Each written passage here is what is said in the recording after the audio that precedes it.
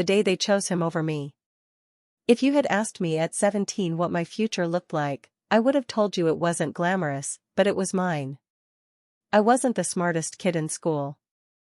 I wasn't the captain of the football team. I wasn't the loudest voice in the room. But I worked harder than anyone I knew. Every Saturday morning, while most of my classmates slept in, I was stocking shelves at a local grocery store. During the summer, I painted fences, delivered newspapers, mowed lawns, and took every odd job I could find. My friends joked that I had 3 different lives because they never knew where I'd be working next. They didn't know why I pushed myself so hard. I had one dream. College. Not because I wanted some glamorous career. Not because I wanted to become rich overnight. Because I wanted choices. I wanted a life where every bill didn't feel like a disaster waiting to happen. My parents always told me the same thing. If you want something, earn it. So I believed them. Every paycheck went into a savings account with one label in my notebook. College fund. Birthday money. Holiday gifts. Scholarship awards. Weekend paychecks. Every dollar had a purpose. By the time I graduated high school, I had saved just over $42,000. To me, it wasn't just money. It was every early morning. Every missed vacation. Every aching back after 10-hour shifts. Every sacrifice I'd made while everyone else was enjoying being teenagers. I remember standing outside the bank that afternoon, holding the acceptance letter from the university I'd dreamed about attending for years. I smiled so hard my face actually hurt. For the first time in my life, I felt like everything was finally coming together. I had no idea it was about to fall apart. That evening, Mom asked me to come home early. "We need to have a family discussion," she said over the phone. Her voice sounded unusually calm. I figured maybe they wanted to celebrate. Maybe Dad wanted to tell me he was proud. That wasn't something he said often. Still, I hoped. When I walked through the front door, everyone was already sitting at the dining table. Mom. Dad. My older brother, Ethan. No one smiled. The silence felt strange. Dad folded his hands together. "Sit down." I pulled out a chair. "What's going on?" Mom avoided my eyes. Ethan stared at the table. Dad cleared his throat. "Your brother needs help." I looked at Ethan. He was 23. For the last 2 years he'd bounced from one business idea to another. A custom sneaker shop. A landscaping company. An online electronics store. Every idea ended the same way. Big promises. Big loans. Even bigger failures. "What kind of help?" I asked. Dad sighed. "He has an opportunity." I waited. Mom finally spoke. "If we don't act now, he'll lose everything." I frowned. "What does that have to do with me?" Then Dad said the sentence that changed my life. "We're going to use your college savings." For a second, I honestly thought he was joking. I even laughed. Then I realized nobody else was laughing. I stared at them. "What?" Dad spoke slowly, like he was explaining something obvious. "Your brother found investors. He only needs additional capital to secure the deal." I blinked. "My college fund?" "It isn't just your money," Mom interrupted softly. "We're family." I felt my stomach tighten. "No." The word came out before I even thought about it. "No." Dad's face hardened. "This isn't a discussion. It is my money. It benefits the entire family. I earned that money. We raised you." I looked at Mom. She still wouldn't meet my eyes. "I've been saving for 6 years." "We know." "I worked every weekend." "We know." "I got scholarships." "We know." "So why are we even having this conversation?" Dad leaned back in his chair. Because your brother has bigger responsibilities than you. The room suddenly felt colder. What does that mean? He's trying to build something. So am I. College can wait. No, it can't. Mom finally looked at me. Honey. You can work for a year. Maybe 2. People do it all the time. I couldn't believe what I was hearing. You told me to work hard. We did. You told me to earn my future. We did. And I actually listened. Nobody answered. Then Ethan finally spoke. I'll pay you back. His voice was barely above a whisper. I looked straight at him. When? As soon as the business succeeds. I almost laughed. You've said that 3 times already. His face turned red. Dad slammed his hand on the table. Enough. I stood. No. Dad stood too. I said enough. You can't take my money. His next sentence has echoed in my head for years. Your brother has a future. He paused. You'll figure something out. I don't know why. Out of everything said that night, that sentence hurt the most. Not because of the money. Because in that moment, I realized they had already decided whose dreams mattered. And it wasn't mine. I walked upstairs without saying another word. I closed my bedroom door. Then I opened the drawer where I kept my acceptance letter. I stared at it for a long time. Just that morning. It had felt like the beginning of my life. Now. It looked like a goodbye. I didn't cry. Not yet. Because somewhere deep inside me, I still believed my parents would come upstairs. They'd knock on my door. Tell me they'd made a terrible mistake. Tell me they were proud of me. Tell me my future mattered too. But that knock never came. The morning everything changed. I barely slept that night. Every time I closed my eyes, I heard my father's words repeating in my head. Your brother has a future. You'll figure something out. By sunrise, I had convinced myself that emotions had simply gotten the best of everyone. Maybe they'd wake up, realize how unfair they had been, and apologize. Parents made mistakes. At least, that's what I wanted to believe. I got dressed quietly and walked downstairs. The smell of fresh coffee filled the kitchen. Mom was making breakfast as if nothing had happened. Dad sat at the table reading the newspaper. Ethan wasn't there. Neither of them looked surprised to see me. Morning, Mom said without looking up. I waited. Surely someone would mention last night. No one did.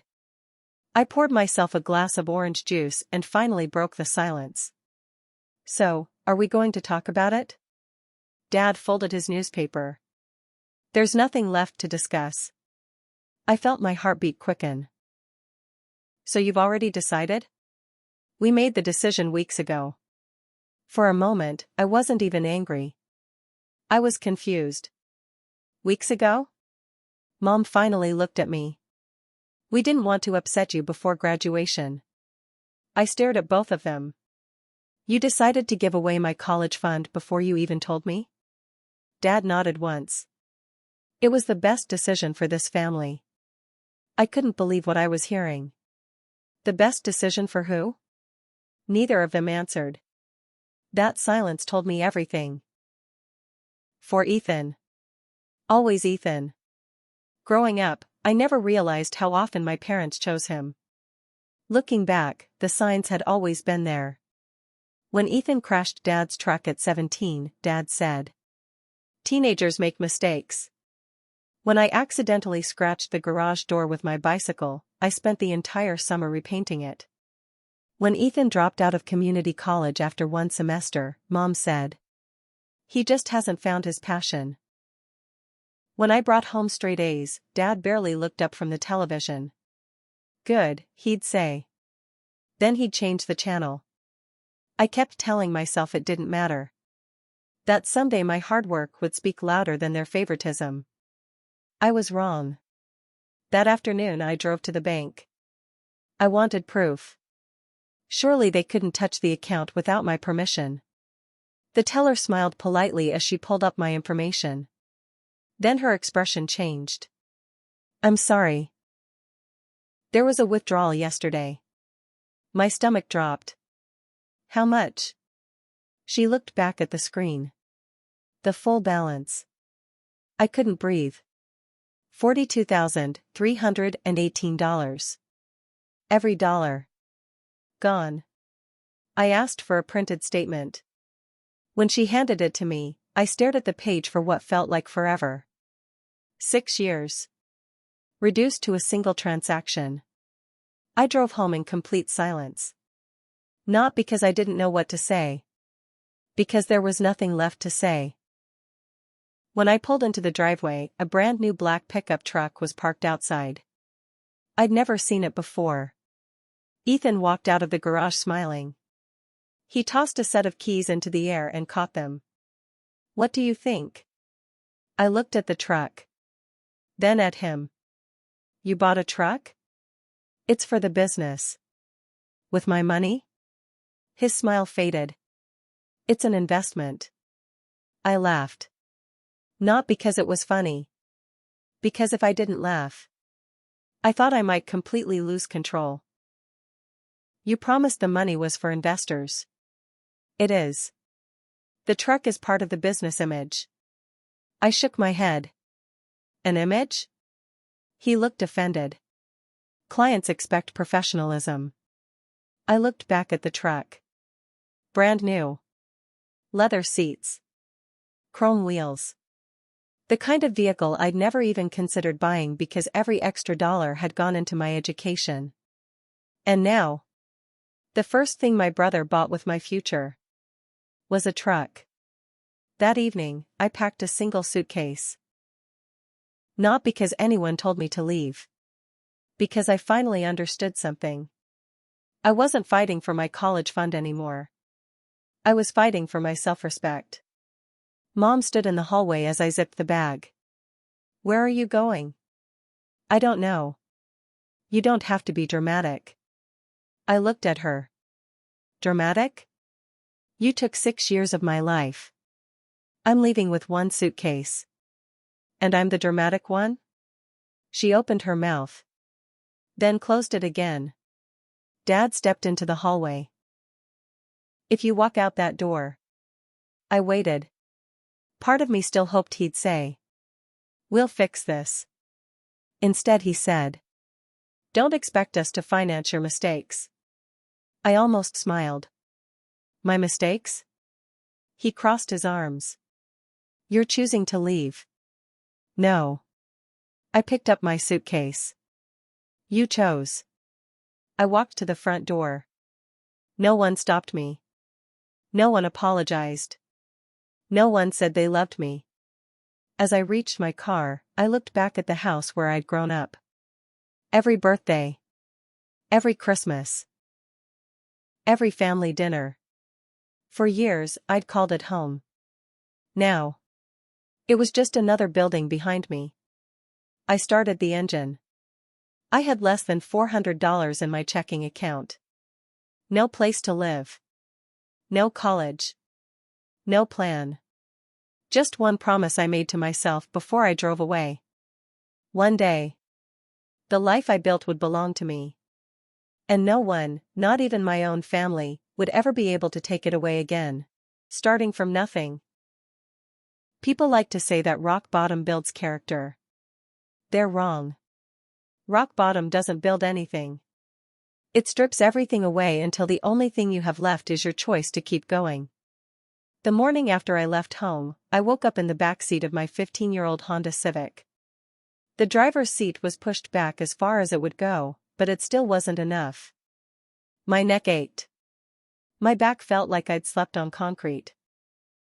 Outside the windows, the parking lot of a 24-hour supermarket was already filling with customers who had no idea someone had spent the night inside an old car just a few spaces away. I checked my wallet. $387. That was everything I had. I stared at the number for several seconds. It wasn't just money anymore. It was time. Every dollar I spent meant one less day before I had nothing. I folded the wallet shut and whispered to myself. Figure it out. Those were the same words my father had thrown at me. This time, they meant something different. The first week was humiliating. I spent every morning filling out job applications. Construction companies. Warehouses. Retail stores. Coffee shops. Restaurants. Anywhere that had a now hiring sign in the window. Most managers smiled politely before asking the same question. Do you have experience? When I said no, the conversation usually ended there. By Friday, I had heard the word no 23 times. Every rejection made me wonder if my parents had been right. Maybe college had always been a dream that was too big for someone like me. Then I remembered the bank statement. $42,000. No. They hadn't stolen my ability. They had only stolen my opportunity. Those weren't the same thing. On the 8th day, my phone finally rang. It was a small warehouse on the edge of town. The supervisor's name was Mr. Lawson. We need someone who isn't afraid of hard work, he said. When can you start? I answered before he finished the sentence. Today. The pay wasn't impressive. The work was exhausting. 10-hour shifts. Heavy boxes. Cold mornings. Sweaty afternoons. By the end of my first day, my hands were covered in blisters. But when Mr. Lawson handed me my first paycheck 2 weeks later, I held it differently than I'd ever held money before. No one could take this from me. Not again. Finding a place to live was another challenge. Rent prices were higher than I expected. After nearly a month of searching, I found a tiny basement apartment owned by an elderly widow named Mrs. Carter.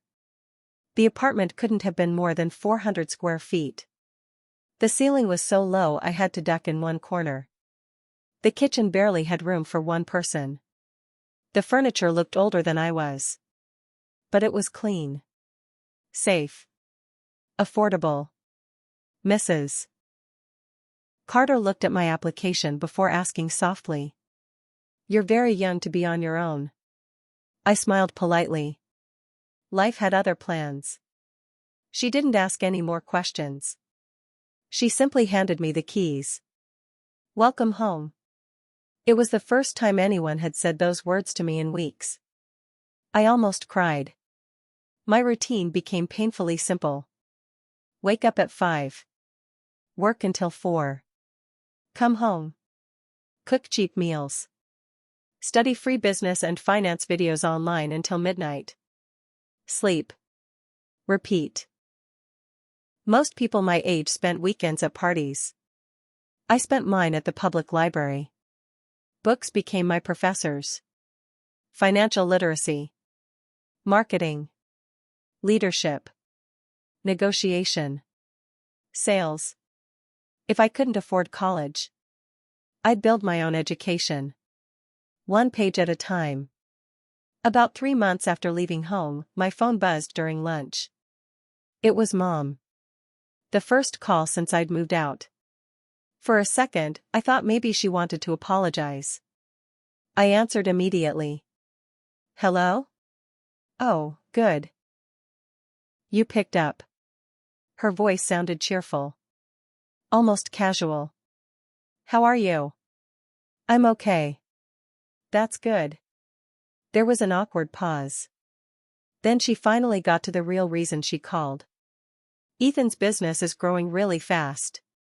I stayed silent. We're having a family dinner on Sunday. I don't think that's a good idea. You should come support your brother. Support him. The words hit harder than I expected. The business that exists because you emptied my college account? Mom sighed. You're still holding on to that? I closed my eyes. I'm trying to hold on to my future. She didn't answer. Instead, she said quietly. I'll tell everyone you couldn't make it. The line went dead. I stared at the phone for a long time. Not once had she asked where I was living. Not once had she asked if I had enough to eat. Not once had she apologized. The call had never been about me. It had only been about Ethan. Again.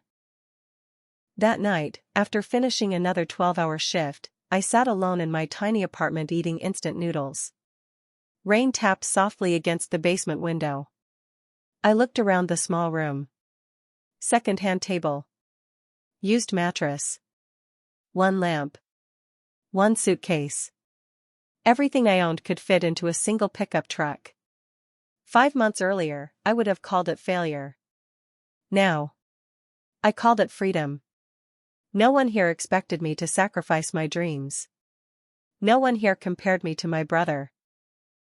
Every dollar I earned stayed exactly where I decided it belonged. For the first time in my life, my future wasn't being written by someone else. It was being written by me. I didn't know it yet. But a single conversation at work, one that seemed completely ordinary, was about to change the direction of my life forever. The opportunity nobody wanted. Life has a strange way of hiding opportunity inside ordinary moments. If someone had asked me where my future began, they probably would have expected me to name a university, a business conference, or some inspirational seminar.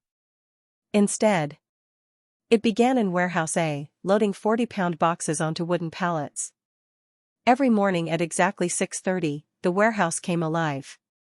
Forklifts beeped as they moved through narrow aisles. Metal shelves stretched toward the ceiling. Workers shouted inventory numbers across the building. It wasn't glamorous. But after 6 months, it had become my world. Unlike home, effort actually mattered here.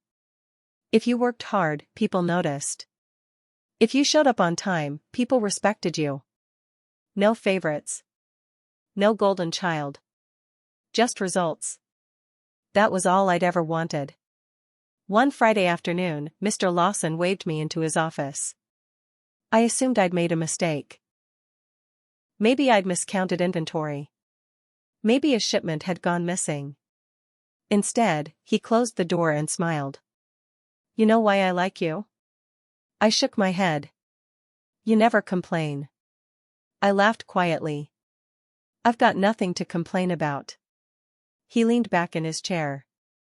"I don't believe that for a second." For a moment, neither of us spoke. Then he slid a small folder across his desk. "I've been watching you." My stomach tightened. I noticed something. "What?" "Every lunch break, you're reading." I smiled. "I like learning." "No." He shook his head. "You study." There was a difference. I hadn't realized anyone noticed. He pointed toward the notebook sticking out of my backpack. "Every day you write pages of notes. Marketing. Accounting. Management. Negotiation." "Why?" I looked down at my hands. "Because I couldn't afford college." He nodded slowly. "I figured." Then he surprised me. "I started exactly where you're standing." I looked up. "You did?" He smiled. 31 years ago. For the next hour, Mr. Lawson told me a story I'd never heard. At 19, he'd been homeless. He worked nights cleaning factories. He borrowed books from the public library because he couldn't afford textbooks. He learned everything himself. Eventually, he became a warehouse supervisor. Years later, he helped build one of the largest regional distribution companies in the state. "I never had a degree," he admitted. "But I never stopped learning." His story sounded strangely familiar. Different details. Same determination. As I stood to leave, he stopped me. "I have a proposal." "What kind of proposal?" "Our inventory system is a mess." I laughed. "That's true. We've been paying consultants thousands of dollars to fix it." I nodded. "They haven't." "No." He smiled. I want you to try. I blinked. Me? You've been making notes for months. You've spotted mistakes nobody else sees. I've noticed. I hesitated. I've never done anything like that. You've been doing it already. I thought about all the evenings I'd spent studying supply chains and logistics. I'd never expected anyone to notice. I'll try. Mr. Lawson smiled. That's all I wanted to hear. For the next 3 weeks, my life became even busier. Warehouse shift. Apartment. Study. Then hours reviewing inventory reports. I found problems everywhere. Products stored in the wrong locations. Duplicate orders. Late deliveries. Boxes traveling across the warehouse 3 or 4 times before shipping. It wasn't laziness. It was poor organization. One night, I covered my apartment wall with sheets of paper connected by pieces of string. Routes. Schedules. Storage zones. Every movement inside the warehouse. Mrs. Carter walked downstairs carrying fresh cookies. She stopped at the doorway. Are you solving a crime? I laughed. It probably looks that way. She looked around at the wall. I don't understand any of it. I don't either. Not yet. She smiled warmly. You will. 3 weeks later, I presented everything to Mr. Lawson. I expected him to point out flaws. Instead, he called 2 senior managers into the room. For nearly 2 hours, I explained every recommendation. Move high-demand products closer to loading docks. Reduce unnecessary forklift travel. Digitize inventory updates. Change employee schedules during peak hours. When I finished, the room fell silent. One manager looked at Mr. Lawson. How much did the consulting firm charge us again? $75,000. The manager looked back at me. And this kid figured it out in 3 weeks. I suddenly felt very small. Mr. Lawson smiled proudly. He figured it out because he actually pays attention. The new system went live the following month. Nobody expected much. Within 6 weeks, shipping delays dropped by 30%. Inventory errors were cut almost in half. Overtime costs fell dramatically. The company was saving thousands of dollars every single month. Employees started recognizing me in the hallways. Some even asked for advice. It felt strange. For the first time in my life, people respected my ideas. Not because of my last name. Not because of family. Because I'd earned it. One afternoon, Mr. Lawson handed me a sealed envelope. I think you've earned this. Inside was a promotion letter. Operations coordinator. My salary had nearly doubled. I read the number 3 times before it felt real. I don't know what to say. He smiled. Say yes. I laughed. Yes. As I walked back to my apartment that evening, I couldn't stop smiling. It wasn't just about the money. It was proof. Proof that my parents had been wrong. I wasn't the child who would figure something out. I was becoming someone who could build something from nothing. What I didn't know was that only a few miles away, Ethan's can't-miss business was beginning to crack. The success everyone in my family had celebrated was built on far weaker foundations than they realized. Cracks beneath the surface. People often think success and failure happen in a single moment. They don't. They happen slowly. One decision at a time. One habit at a time. One excuse at a time. By the time the world notices, the outcome has already been decided. I had no idea my life and Ethan's were moving in opposite directions. While I was learning, saving, and growing, he was spending, celebrating, and pretending. Nearly 2 years had passed since I walked away from my parents' house. My tiny basement apartment had slowly begun to feel like home. The second-hand furniture was still there. The kitchen was still barely big enough for one person. But there was something different now. Peace. Every bill was paid on time. My savings account was growing again. Not quickly, but steadily. This time, no one else had access to it. Every Friday, I transferred part of my paycheck directly into a separate account labeled Future. I refused to call it a college fund. That dream had changed. Now it represented freedom.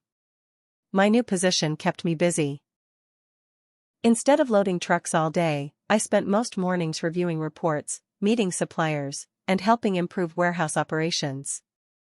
Mr. Lawson gave me more responsibility every month. "You've got good instincts," he often said. "Don't stop asking questions." So I didn't. I enrolled in affordable online business courses during the evenings. Marketing, financial planning, operations management, leadership. Every certificate I earned reminded me that education wasn't limited to a classroom. Knowledge belonged to anyone willing to work for it. One Monday afternoon, Mr. Lawson called me into his office again. "I want you to meet someone." Sitting across from his desk was a sharply dressed man in his early 50s. "This is Richard Palmer," Mr. Lawson said. "He's one of our largest logistics partners." Mr. Palmer stood and shook my hand. "So you're the young man I've been hearing about." I smiled nervously. "I hope you've heard good things." He laughed. "I've heard you've been saving this company a fortune." For the next hour, we discussed shipping routes, inventory systems, and customer service. I expected him to lose interest after a few minutes. Instead, he kept asking more questions. When the meeting ended, he handed me his business card. "If you ever decide you're ready for something bigger." He paused. "Give me a call." I slipped the card into my wallet. At the time, I thought it was simply a polite gesture. I had no idea how important that card would become. Meanwhile, life at my parents' house looked perfect, at least on social media. Mom posted photos every weekend. Ethan standing beside his shiny black truck. Family barbecues. Business celebrations. Expensive dinners. Captions like, "So proud of our successful son. Hard work always pays off." Friends and relatives flooded the comments with congratulations. No one saw what was happening behind the camera. One evening, my cousin Sarah called. We hadn't spoken in months. "I ran into your mom today," she said. "Oh?" "She spent 20 minutes talking about Ethan's business." "Sounds about right." Sarah hesitated. "Can I ask you something?" "Sure." "Is everything really going that well?" I frowned. "What do you mean?" "I don't know." She lowered her voice. "I overheard your uncle saying Ethan has borrowed money from almost everyone in the family." That caught my attention. "How much?" "I don't know exactly." But it sounded serious. After we hung up, I sat quietly in my apartment. For the first time, I wondered if Ethan's business was actually succeeding. Or if everyone was simply pretending it was. 3 weeks later, I got my answer. I was grabbing coffee before work when I spotted Ethan across the street. At first, I almost didn't recognize him. His expensive truck was gone. Instead, he climbed out of an older rental car. His suit looked wrinkled. Dark circles surrounded his eyes. He was arguing on the phone. I said I'll have the money next week. He stopped walking. "No, don't cancel the contract." People passing by stared as his voice grew louder. "I just need more time." The call ended. He stood on the sidewalk for several seconds, rubbing his face with both hands. For the first time in years. He looked scared. I could have walked over. I could have asked if he was okay. Instead, I remembered the night he watched our parents take my future without saying a single word. I quietly turned around and walked back to my car. Some battles weren't mine to fight anymore. That Friday, another surprise was waiting for me. Mr. Lawson placed a thick envelope on my desk. Open it. Inside was my annual performance review. Every category was marked outstanding. Attached to the last page was something I wasn't expecting. A bonus. $15,000. I stared at the number in disbelief. This has to be a mistake. Mr. Lawson smiled. It isn't. I've never had this much money before. You earned every dollar. As I drove home that evening, I made one stop before going to my apartment. The bank. I deposited the entire bonus into my savings account. Not because I was afraid to spend it. Because I'd made myself a promise 2 years earlier.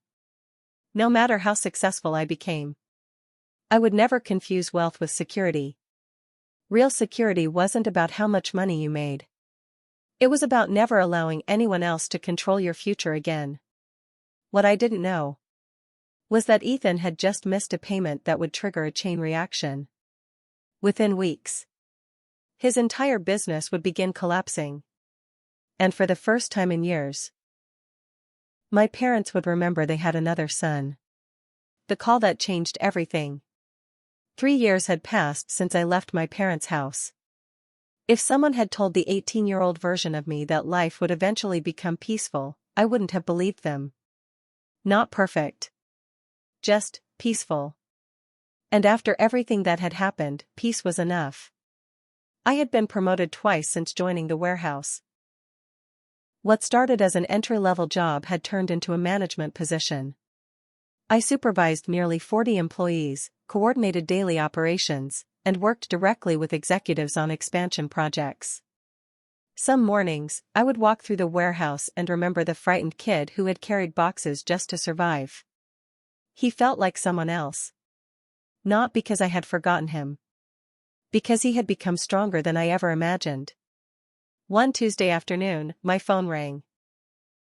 The caller ID displayed a name I hadn't seen in almost a year. Richard Palmer.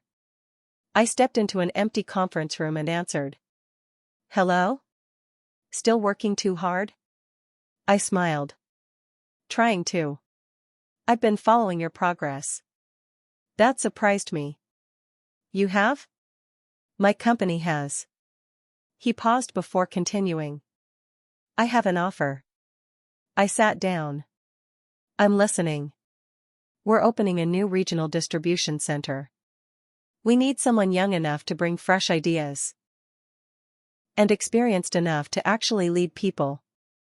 I could already guess where the conversation was heading. I want you to run it. For several seconds. I couldn't speak. Me? The kid who had once slept in his car? You'd be responsible for hiring your own management team. Building operations from the ground up. And helping expand the company across 3 states. I swallowed hard. What if I fail? Richard laughed softly. You won't. How can you be so sure? Because successful people fear failure. Arrogant people ignore it. I've met both. You belong in the first group. That evening, I sat alone in my apartment staring at the employment contract.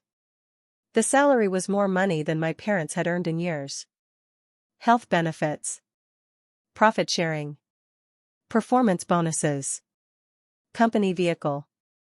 Leadership training. Everything I'd dreamed of. Without ever stepping into a college classroom. Mr. Lawson visited after work. I heard. You did? Richard called him before calling me. He wanted my opinion. I smiled. What did you tell him? He looked me directly in the eye. I told him they'd be fools not to hire you. I laughed. You've done enough for me already. He shook his head. No. You did the hard part. You simply needed someone willing to open the door. 2 weeks later, I signed the contract. Walking into the new headquarters for the first time felt unreal. Glass walls. Modern offices. Conference rooms filled with technology I'd only seen in magazines. My own office overlooked the entire distribution floor. There was even a nameplate waiting on the desk. Operations Director. I ran my fingers across the engraved letters. Not because I cared about the title. Because it reminded me how far determination could carry someone. Building a new operation wasn't easy. For the next several months, I interviewed hundreds of applicants. Some had decades of experience. Some had almost none. One lesson from my own life guided every hiring decision. I never judged people by where they came from. Only by where they were willing to go. Several managers questioned my approach. You hired him with no degree? Yes. Why? Because he solved 3 problems during the interview instead of talking about them.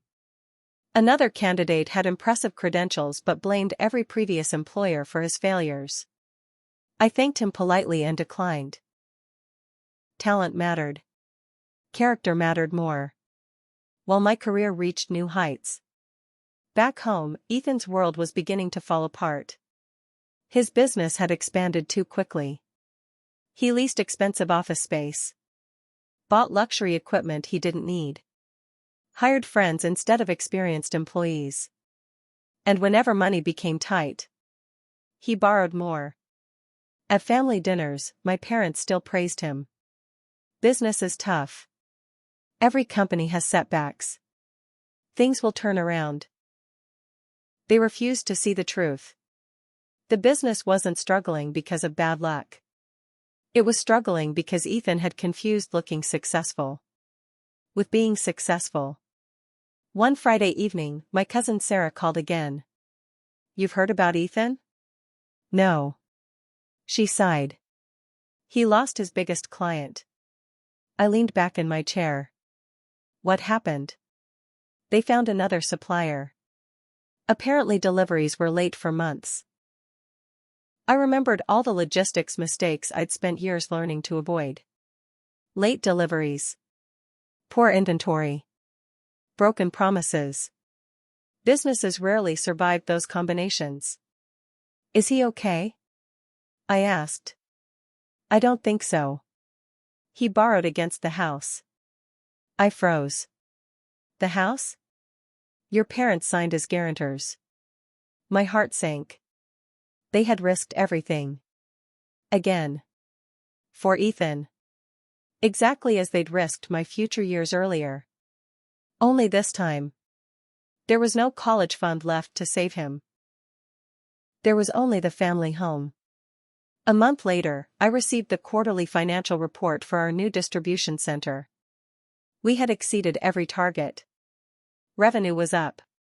Customer satisfaction was at a record high. The board approved another expansion. At the celebration dinner, Richard raised a glass. 5 years ago, we were looking for someone to help build this company. He smiled at me. We found the right person. Everyone applauded. For a brief moment, I closed my eyes. I thought about the frightened 18-year-old who believed his life had ended when his parents emptied his savings account. If only he could see this moment.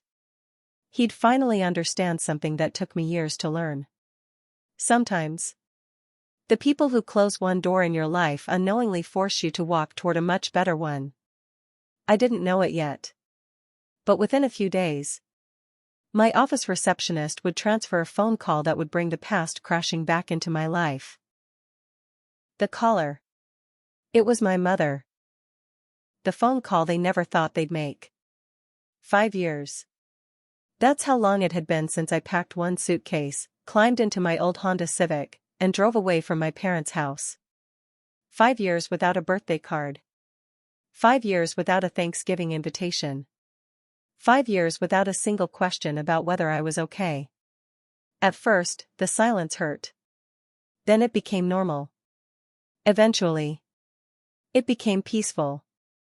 I built a life where my phone never filled me with anxiety. Until one Monday morning. I was reviewing quarterly reports when my assistant, Megan, knocked gently on my office door. Sorry to interrupt. It's okay. What is it? She hesitated. There's a woman on the phone. She says she's your mother. My hands froze over the keyboard. For a moment, I simply stared at her. My mother? Megan nodded. She sounds upset. 5 years. 5 years of complete silence. And now she was calling my office. Not my personal phone. Not my apartment. My office. I took a slow breath. Put her through. A few seconds later, the line clicked. Hello? There was silence. Then I heard her voice. Hi, sweetheart. Sweetheart. She hadn't called me that since I was a teenager. Mom. You sound different. I've gotten older. She gave a nervous laugh. So have I. Another silence. Neither of us knew how to begin. Finally, she whispered. I've missed you. The words should have meant something. Instead, they felt rehearsed. I'm glad you're doing well, I replied calmly. I heard you've done very well for yourself. Of course she had. Small towns have a way of spreading news faster than newspapers. What can I do for you? She hesitated. I was hoping we could have dinner. I looked out the office window. 5 years. No birthdays. No holidays. No phone calls. And suddenly, dinner. Why now? I just want to see my son. I closed my eyes. No. She sounded surprised. No? If you wanted to see your son, you had 5 years. The silence that followed was heavy. I deserve that, she whispered. But please. Just once. Against my better judgment. I agreed. The restaurant she chose was the same place where my parents celebrated Ethan's business launch years ago.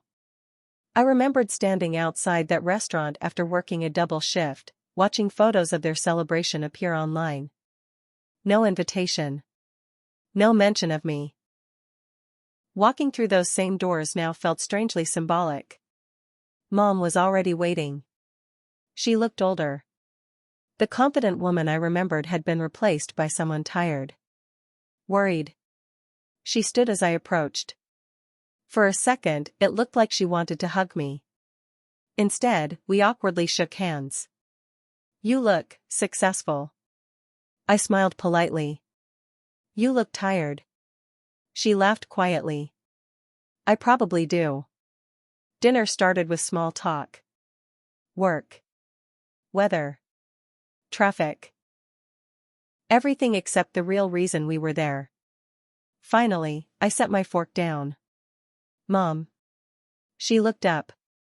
Why am I really here? Her shoulders dropped. She had been waiting for that question. Ethan's company. She stopped speaking. I already knew. It's gone, isn't it? Tears filled her eyes.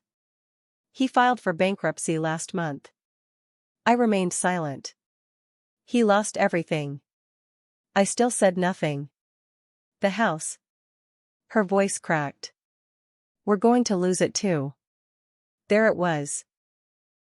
The truth. Not I miss you. Not I'm sorry. Not we made a terrible mistake. Money. It had always been about money.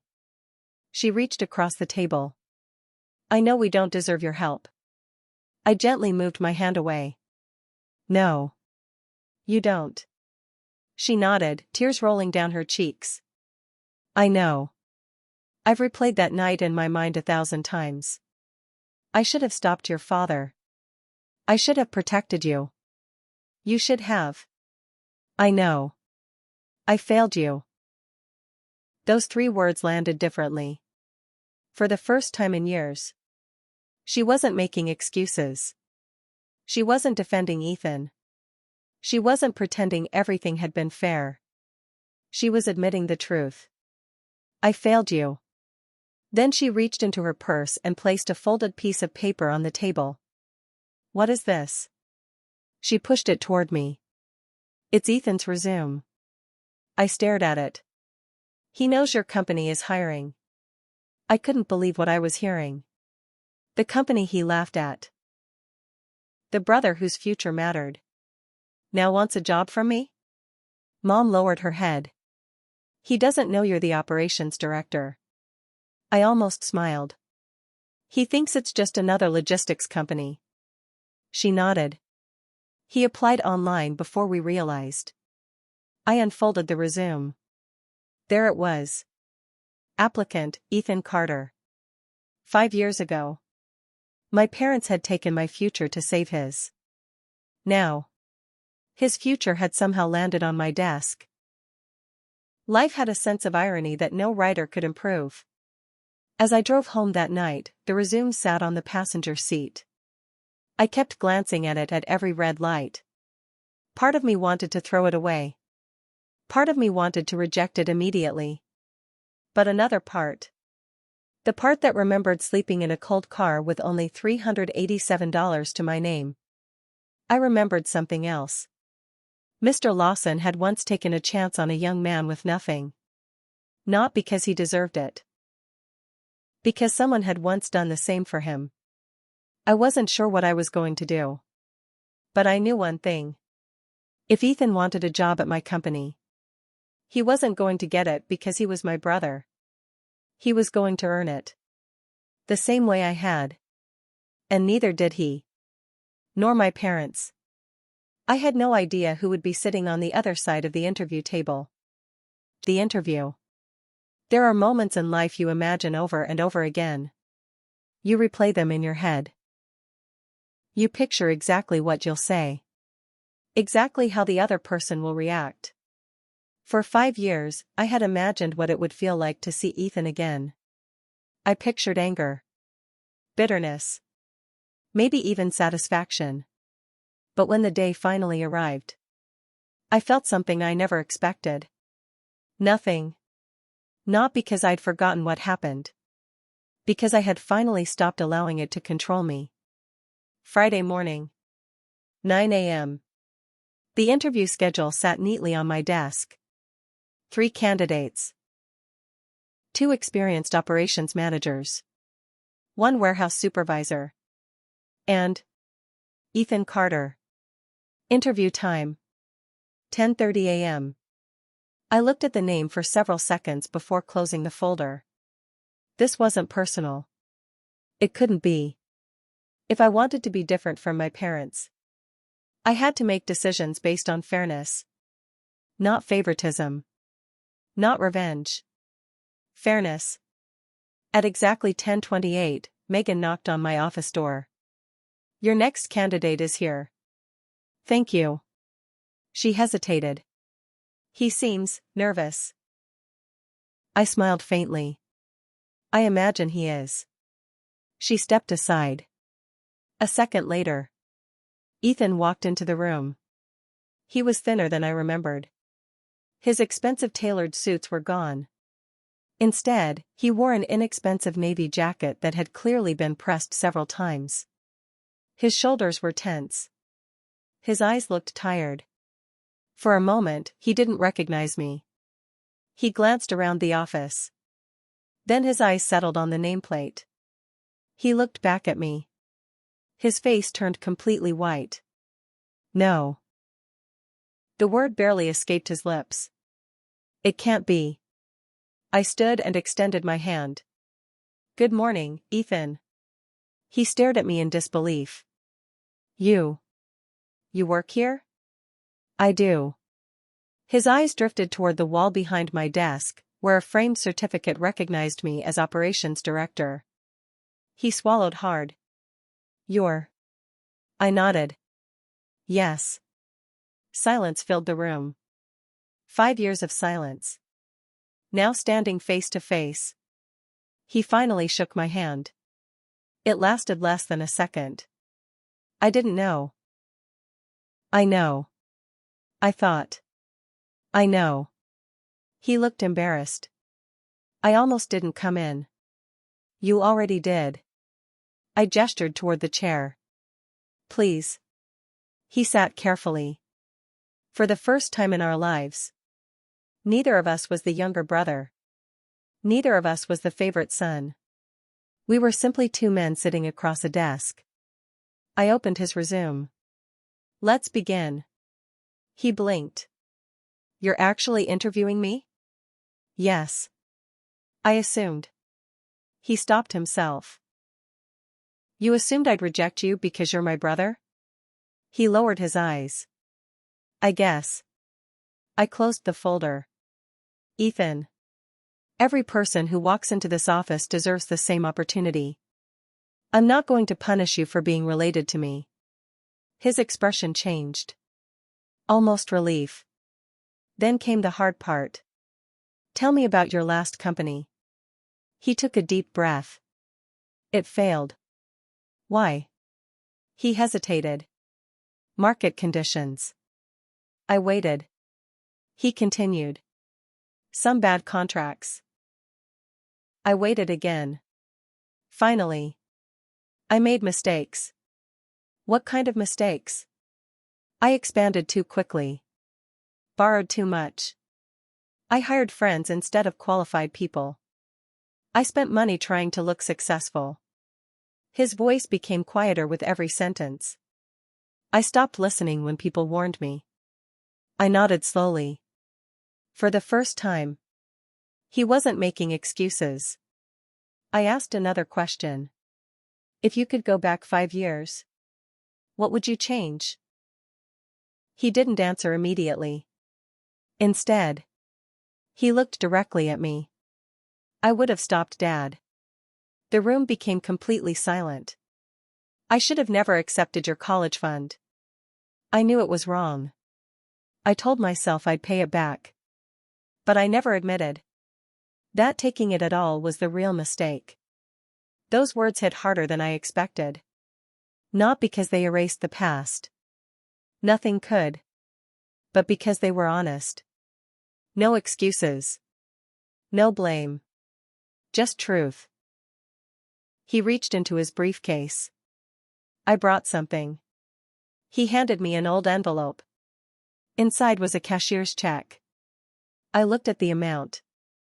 $42,318. Exactly what had been taken from my account. Plus a handwritten note. I know this doesn't erase what happened. It never will. But this money was never mine. It belongs to you. Whether you hire me or not. I'm sorry. I stared at the check for a long moment. I sold the last thing I owned. My motorcycle. It's all I had left. I wanted to return it before asking you for anything. For the first time in 5 years. I believed him. I placed the check back inside the envelope and slid it across the desk. He frowned. You don't want it? I don't need it. You earned it. No. I owe you. I looked him in the eyes. You owed me 5 years ago. This. I gently pushed the envelope toward him again. Is for your fresh start. Tears filled his eyes. I don't deserve this. Probably not. I smiled for the first time. But someone once gave me a chance when I didn't think I deserved one either. He wiped his eyes. I don't know what to say. I stood and walked toward the window overlooking the warehouse floor. There's only one thing left to decide. I turned back toward him. Whether you're the best person for the job.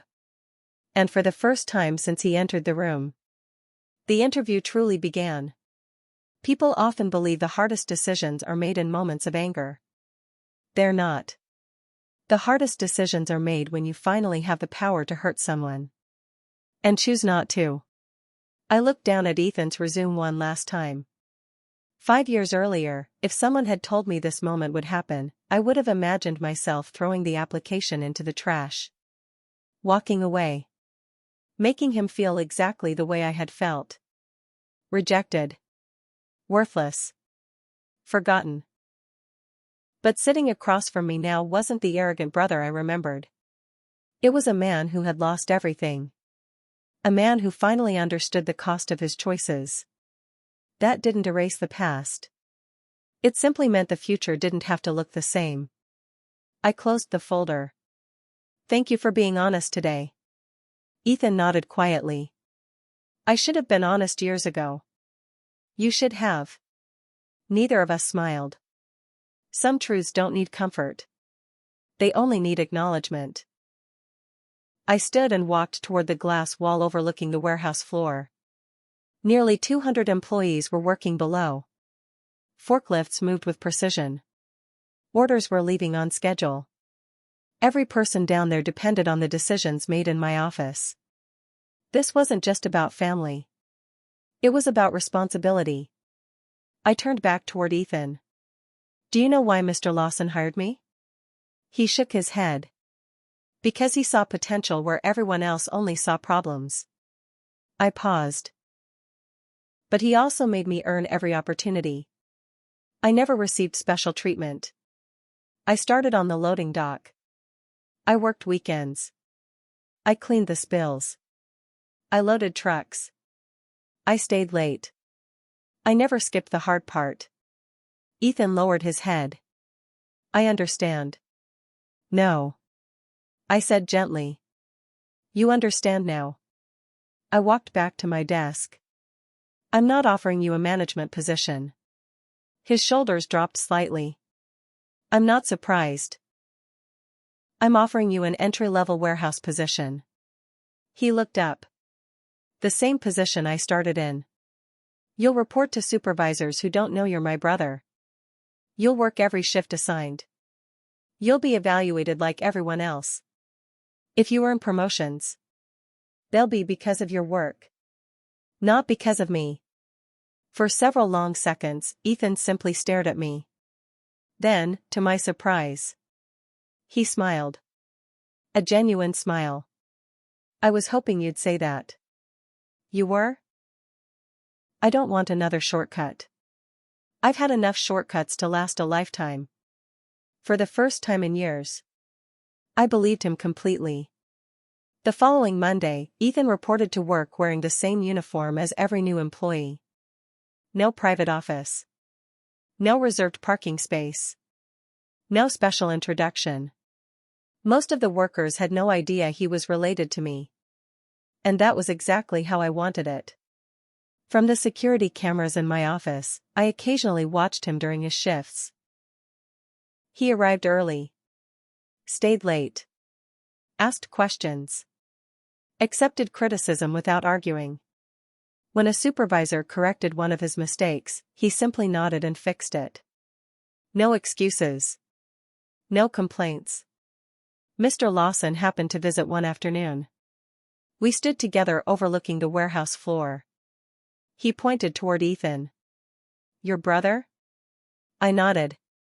What do you think? Mr. Lawson watched silently for several minutes. Then he smiled. He's trying. He is. People can change. I looked at Ethan stacking pallets beside coworkers who had no idea who he was. I hope so. 2 months later, my assistant knocked on my office door. Your parents are here. I looked up from my laptop. They don't have an appointment. I know. They said they'll wait. I glanced toward the lobby through the security monitor. Mom and Dad sat quietly on the waiting room sofa. For the first time in my life, they looked nervous around me. I finished the report I was working on before asking Megan to show them in. They entered slowly. Dad looked older than I remembered. His hair had turned almost completely gray. His confident posture had disappeared. He stopped a few feet from my desk. For several moments, no one spoke. Finally, Dad broke the silence. I owe you an apology. Those were words I had waited years to hear. Not because I needed them. Because I never thought I'd hear them at all. I was wrong. He swallowed hard. I spent your entire childhood believing I was protecting this family. I wasn't. I was protecting one child, while sacrificing another. I didn't interrupt. He deserved to finish. I kept telling myself you'd be okay because you were strong. He looked directly into my eyes. I never realized I was the reason you had to become strong. The room fell silent again. Mom quietly wiped away tears. Dad reached into his jacket pocket and placed something on my desk. An old photograph. The four of us stood together at the beach when I was 10 years old. On the back, in faded handwriting, was a sentence he'd written years earlier. Family always stands together. He looked at the photo. I failed to live by those words. I picked up the picture and studied it for a long moment. The little boy smiling in that photograph still believed his parents would always protect him. Life had taught him otherwise. I can't change what happened, Dad said softly. I know. I don't expect forgiveness. I know. I only wanted you to hear me say, I'm proud of the man you've become. For years. Those were the words I'd dreamed of hearing. But something strange happened. They no longer had the power they once did. Because somewhere along the way, I'd stopped needing my father's approval. I'd learned to respect myself. And that had become enough. I stood, walked around the desk, and extended my hand.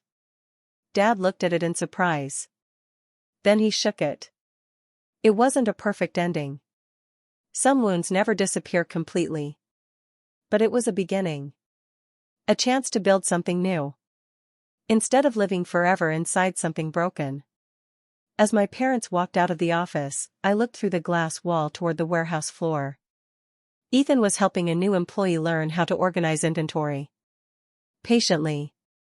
Quietly. Without seeking credit. Maybe people really could change. The question was no longer whether they deserved another chance. It was whether they were willing to earn it. What success really means. People think revenge is watching someone lose everything. I used to believe that too. When I was 18, sitting in my car with less than $400 to my name, I imagined 100 different endings. In every one of them, I became successful. My parents regretted their decision. Ethan begged for forgiveness. Everyone finally admitted they had been wrong. I thought that would heal me. I was wrong. Because no amount of success can change yesterday. It can only change tomorrow. 6 months passed after Ethan joined the company. He never once asked for special treatment. He never mentioned that I was his brother. Most of our employees had no idea we were related. To them, he was simply another warehouse associate. One afternoon, his supervisor stopped by my office. I wanted to tell you something. What is it? I think Ethan's ready. Ready for what? He trained 3 new employees this month. He volunteers for overtime. He's become one of our most dependable people. I smiled quietly. Thank you. The supervisor looked confused. For what? For judging him by his work. He nodded. That's how everyone should be judged. Exactly. A week later, I called Ethan into my office. He looked nervous as he sat down. Did I do something wrong? I laughed. No. I slid a folder across the desk. He opened it slowly. Inside was a promotion letter. Senior warehouse team lead. He stared at the paper in disbelief. You're promoting me? No. I smiled. Your supervisor did. He recommended you. I simply approved it. His hands trembled slightly. I actually earned this. You did. For several seconds, he couldn't speak. Then he quietly said, This feels better than every shortcut I ever took. I believed him.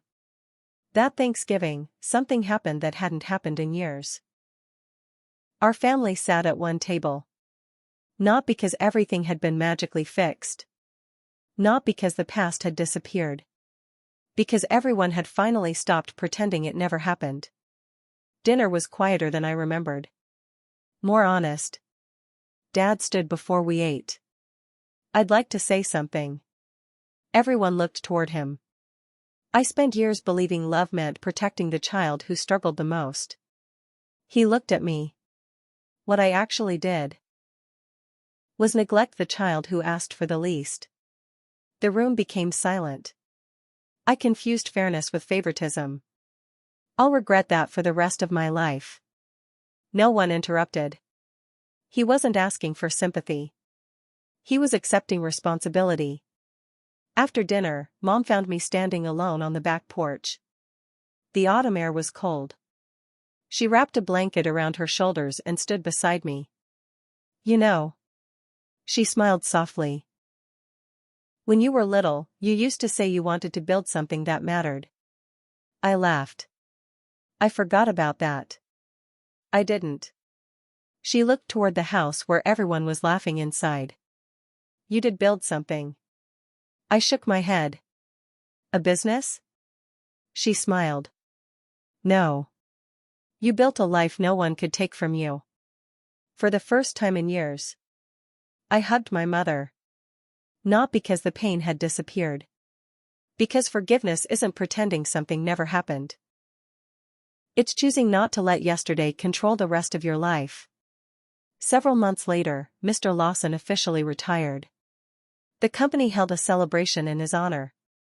During his speech, he surprised everyone. He called me onto the stage. I've been asked many times what my greatest achievement was. He smiled toward the audience. They expected me to say higher profits. Or company growth. He shook his head. My greatest achievement. He placed a hand on my shoulder. Was recognizing potential in someone before he recognized it in himself. The room applauded.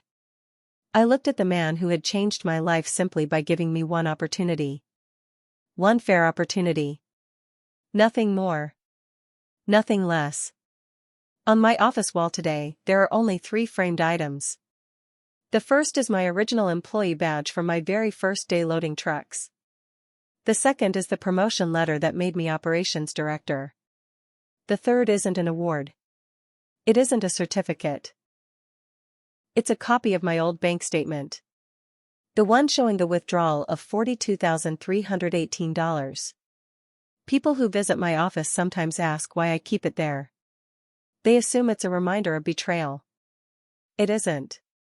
It's a reminder that everything can be taken from you. Except your character. Except your determination. Except your willingness to keep moving forward. My parents took my college fund. They gave it to my brother because they believed he had the brighter future. 5 years later. That same brother walked into my office asking for a job. I gave him something far more valuable than money. I gave him the same thing someone once gave me. A fair chance. Not because he was my brother. Because everyone deserves the opportunity to earn a better future. In the end, the greatest revenge wasn't becoming more successful than the people who underestimated me. It was becoming someone who refused to repeat their mistakes. And that was worth far more than $42,000. The end.